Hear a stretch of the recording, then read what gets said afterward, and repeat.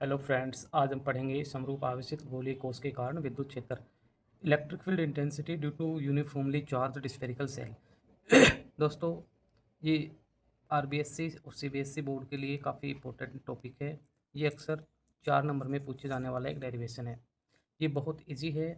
Topic के according हमें क्या लेना है, हमें लेना है एक गोलीय कोष लेना है। कोष का मतलब ये होता है कि वो अंदर से क्या होगा, होलो होगा, खोखला होगा। तो हम सपोज कर लेते हैं कि ये हमारे पास एक होलो स्फेयर है और ये होलो स्फेयर का सेंटर है और इसके रेडियस हम मान लेते हैं आर। अब ये यूनिफॉर्मली चार्ज्ड है। यूनिफॉर्मली चार्ज का मतलब है ये समरूप आवेशित है। समरूप आवेशित होने के कारण हम इसके ऊपर एक समान रूप से आवेश का वितरण कर देते हैं। हम मान रहे हैं कि ये पॉजिटिवली चार्ज्ड है। ठीक है। अब कई स्टूडेंट कह सकते हैं कि आपने जो आवेश है गोले के ऊपर ही क्यों शो किया है, तो मैं आपको बता दूं, आवेश का एग्जिस्टेंस, आवेश केवल वहीं होगा जहां मास होगा। गोले के अंदर ये कंप्लीट होलो है, खोखला है, इसके अंदर कोई मास है नहीं, तो टोटल चार्ज कहाँ पर रहेगा, सरफेस पे। दूसरी बात जो नीट वगैरह के एग्ज़ाम के लिए इम्पोर्टेंट है वो ये है, कोई ये कहे कि जो हमारा स्फेयर है ये यूनिफॉर्मली ही चार्ज क्यों है, कि इसके किसी पार्ट पे चार्ज ज़्यादा हो जाए, किसी पार्ट पे कम हो जाए, ऐसा क्यों नहीं हुआ। तो देखो, इसका रीज़न ये है कि जब हम किसी स्फेयर को चार्ज देते हैं तो चार्ज का जो जब हम उसको चार्ज देंगे तो charge due to self repulsion, charge खुद के रिपल्सन के ड्यू टू क्या होगा, यूनिफॉर्मली फैल जाएगा। क्योंकि अगर आपको किसी एक जगह बिठा दिया जाए एक भीड़ को और फिर कहा जाए कि आप अपने हिसाब से बैठ जाइए, तो आप अपने हिसाब से मतलब एक ऑर्डर्ड के रूप में बैठेंगे, ऑर्डर्ड फॉर्म में बैठेंगे। तो ये ड्यू टू सेल्फ रिपल्सन ये जो है अपने आप को मिनिमम रिपल्सन वाली पोजीशन पर इस्टेब्लिश कर लेता है। ये तो हो गया ये कंसेप्ट। अब इसके ड्यू टू जब हम इलेक्ट्रिक फील्ड निकालेंगे तो हमारे पास 3 कंडीशंस आएंगी। कंडीशंस क्या आएंगी? पहली कंडीशंस आती है कि आपका जो पॉइंट है जहाँ आपको इलेक्ट्रिक फील्ड चाहिए, मान लो वो गोले के सेंटर से आर डिस्टेंस पे है और गोले के आउटसाइड है। तो फर्स्ट कंडीशन हो गई ये। सेकंड कंडीशन हो सकती है कि आपका पॉइंट पी कहाँ पे आ जाए, एट सरफेस आ जाए। कहाँ पे आ जाए? At surface. और थर्ड कंडीशन क्या हो सकती है कि आपका पॉइंट पी कहाँ आ जाए, इनसाइड द स्फीयर आ जाए। आज हम इन तीनों कंडीशन को डिटेल में पढ़ेंगे जो आपके लिए काफ़ी इंपॉर्टेंट होने वाला है। तो सबसे पहले हम स्टार्ट कर लेते हैं इलेक्ट्रिक फील्ड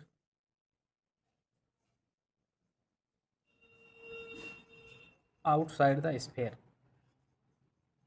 कि गोले के बाहर विद्युत क्षेत्र। अब देखो, गोले के बाहर विद्युत क्षेत्र के लिए अगर हम कंडीशन मैथमेटिकली लिखे तो कंडीशन क्या हो जाएगी, आर ग्रेटर आर। क्योंकि अब स्मॉल आर की वैल्यू कैपिटल आर से क्या होगी, ज़्यादा होगी, क्योंकि आपका जो पॉइंट है वो किधर होगा, आउटसाइड द स्फीयर होगा। तो सिंपली इसके लिए देखो हम डायग्राम ड्रॉ कर लेते हैं। ये हो गया आपका यूनिफॉर्मली चार्ज स्फीयर। ये आर डिस्टेंस पे हो गया पॉइंट पी जहाँ हमें इलेक्ट्रिक फील्ड निकालना है। ये हमने चार्ज शो कर दिया स्फीयर पे। और ये हो गई स्फीयर की रेडियस आर, और ये हो गया सेंटर ओ। अब ध्यान दीजिए, हम पढ़ रहे हैं एप्लीकेशन ऑफ गाउस लॉ। आपको पता है गाउस लॉ तभी वर्क करता है जब चार्ज को एनक्लोज करने वाला कोई क्या हो, सरफेस हो। तो यहाँ गाउस लॉ को अप्लाई करने के लिए हम इस स्फीयर के अराउंड जो है एक इमेजनरी गाउसियन सरफेस को इमेजिन कर लेते हैं। ये हमारे पास एक गाउसियन सरफेस है। ये गाउसियन सरफेस हमने इमेजिन कर लिया है। ठीक है। अब हम क्या करेंगे, अब मैं पॉइंट पी को यहाँ मान लेता हूँ गाउसियन सरफेस पे यहाँ। ठीक है। अब ध्यान दो, अब मैं कहूँ कि अकॉर्डिंग गाउस लॉ, जो हमने इमेजिनरी गाउसियन सरफेस ड्रॉ किया है, इससे पास आउट होने वाला फ्लक्स अगर फाई हो तो गाउस लॉ के अकॉर्डिंग इसकी वैल्यू क्या हो जाएगी, sum of q upon epsilon naught. Sum of q क्या है, टोटल एनक्लोज्ड चार्ज है गाउसियन सरफेस द्वारा, इसको हम कहेंगे गाउसियन सरफेस। ठीक है। फाई को फ्लक्स की डेफिनेशन से हम कहते हैं ई dot d S. D S क्या है, ये डी एस अगर मैं स्मॉल एरिया मान लूँ इस गाउसियन सरफेस का ये, तो इससे पास आउट होने वाला फ्लक्स, एस को हम कह दें कि कंप्लीट गाउसियन सरफेस का इस एरिया है। तो E phi equal to E dot d s और phi equal to q upon epsilon naught. तो हमारे पास इक्वेशन बन जाएगी E dot d s equal to q upon epsilon naught. Sum of q को हमने कह दिया है क्यू, टोटल चार्ज हम मान रहे हैं क्यू। ई की वैल्यू निकालनी है और आउटसाइड निकालनी है, तो हम लिख लेते हैं ई आउट और इंटीग्रेशन हो गया D S Q upon epsilon note. अब डी एस का इंटीग्रेशन करेंगे, डी एस क्या है, स्मॉल एरिया है, स्मॉल एलिमेंट ऑफ एरिया है, और इस इंटीग्रेशन करेंगे तो क्या आ जाएगा, एस आ जाएगा, क्यू अपॉन एप्सिलॉन नोट। अब ध्यान दो, ये एस जो एरिया आया है, एस क्या है, एरिया है, ये किसका है, एरिया ऑफ गाउसियन सरफेस है। यहाँ कंफ्यूज नहीं होना है, ये किसका है, एरिया ऑफ गाउसियन सरफेस। क्यों? क्योंकि जो फ्लक्स पास आउट हुआ है किससे हुआ है, गाउसियन सरफेस से पास आउट हुआ है। तो ये कितना आ जाएगा भाई, गोला है, स्फेयर है, स्फेयर का जो एरिया होता है वो कितना होता है, 4 पाई आर स्क्वेयर। आर की जगह हम क्या लेंगे, स्मॉल आर, क्योंकि गाउसियन सरफेस की जो रेडियस जो है वो क्या है, स्मॉल आर है। देखो मैंने इसीलिए पॉइंट पी को इसके सरफेस पे लिया है। ये वैल्यू अगर हम यहाँ रख दें तो हमारे पास हो गया E out dot 4πr² equal to q upon epsilon naught. E out की अगर हम वैल्यू निकालें तो ये हो जाएगा 1/4π∈0 क्यू अपॉन r²। ये तो आ गया आउटसाइड, आ गया स्फेयर के। अब अगर हम इसको इन टर्म ऑफ चार्ज डेंसिटी में निकालें, चार्ज डेंसिटी के लिए हम इमेजिन कर ले कि हमारा जो स्फेयर है इसकी, अब देखो सर चार्ज किस में डिस्ट्रीब्यूट होगा, सरफेस में। सरफेस चार्ज डेंसिटी क्या आती है, सिग्मा। मान लो इसकी सरफेस चार्ज डेंसिटी क्या है, सिग्मा। तो आपने पढ़ा होगा सरफेस डायमेंसिटी में सिग्मा इक्वल टू क्या होता है, क्यू अपॉन ए। कि भाई ए एरिया पे क्यू चार्ज डिस्ट्रीब्यूट हो तो पर यूनिट एरिया पे चार्ज कितना होगा, क्यू अपॉन ए। और पर यूनिट एरिया पे जो चार्ज होता है उसी को हम कहते हैं सरफेस चार्ज डेंसिटी।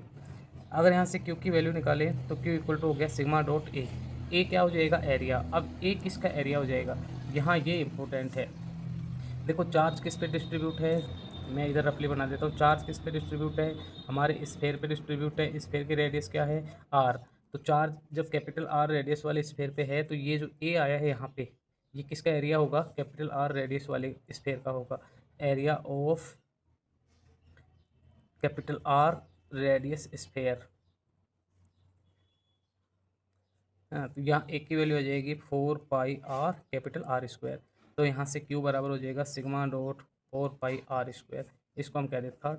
हमारे पास जो ई आउट मिला था, ई आउट इक्वल टू हमें मिला था 1/4πε0। क्यों, क्योंकि जगह हम ये वैल्यू रख दे सिग्मा डॉट 4πr² और नीचे क्या था, r²। 4π से 4π कैंसिल हो गया है तो आपको ये मिला सिग्मा r² अपॉन ε0 r²। ये जो रिजल्ट है ये काफ़ी इंपॉर्टेंट है, इसके बेस पे नीट और जेईई में न्यूमेरिकल्स आते हैं। हम न्यूमेरिकल्स भी करेंगे, पहले एक बार इसको सोल्व कर लेते हैं। ये तो आ गया हमारे पास ई आउट का केस। अब सेकंड केस हमारे पास बचता है कि when point P R at the surface of sphere, कि जब आपका पॉइंट पी कहाँ पे हो, उस स्फेयर के सरफेस पे हो। ये आपका स्फेयर था, ये इसकी रेडियस कैपिटल आर थी, ये यूनिफॉर्मली चार्ज था तो हमने यूनिफॉर्मली चार्ज कर दिया। अब गाउसियन सरफेस भी कहाँ पे लेंगे, इसी की बाउंड्री पे लेंगे। और पॉइंट पी कहाँ पे है, यहाँ पे। तो जब सरफेस पे होगा तो उस कंडीशन में आपको पास कंडीशन क्या मिलने वाली है, small R equal to capital R. जब ये वाली वैल्यू रखेंगे तो ई एस हमें मिल जाएगा। ई एस इक्वल टू हमें क्या मिलेगा, आर इक्वल टू आर रखना है। फॉर्मूला क्या था, 1/4πε0 क्यू अपॉन r² था, स्मॉल r²। तो स्मॉल आर की जगह अगर कैपिटल आर रख देंगे तो ये आ जाएगा। In term of charge density देखिए, in term of charge density, तो चार्ज डेंसिटी के टर्म में हमारे पास क्या आया, चार्ज डेंसिटी के टर्म में आया ई आउट इक्वल टू, हमारे पास फॉर्मूला है सिग्मा r² अपॉन ε0 r²। अगर r इक्वल टू हम r पुटअप कर दे वो तो सरफेस पे क्या आ जाएगा, ये आ जाएगा सिग्मा अपॉन ε0। ये आ गया उसके सरफेस पे। अब हम देख लेते हैं इसका थर्ड केस। थर्ड केस क्या है, when point P R inside the surface. जब आपका पॉइंट पी स्फेयर के इनसाइड होगा तो इलेक्ट्रिक फील्ड क्या होगा। देखो जब point P inside the sphere होगा तो हम देखेंगे कि हमने जो गाउसियन सरफेस ड्रॉ किया है उस गाउसियन सरफेस के इनसाइड कोई ना कोई चार्ज होना चाहिए, क्योंकि तभी हम यूज ऑफ गॉस लॉ कर पाएंगे। अब हम देख पा रहे हैं कि जो गाउसियन सरफेस हमने ड्रॉ किया है उसके अंदर कोई भी चार्ज नहीं है। तो हम कह देंगे कि ई इन के लिए क्या हो जाएगा, ई इन की वैल्यू हमें मिलेगी 0।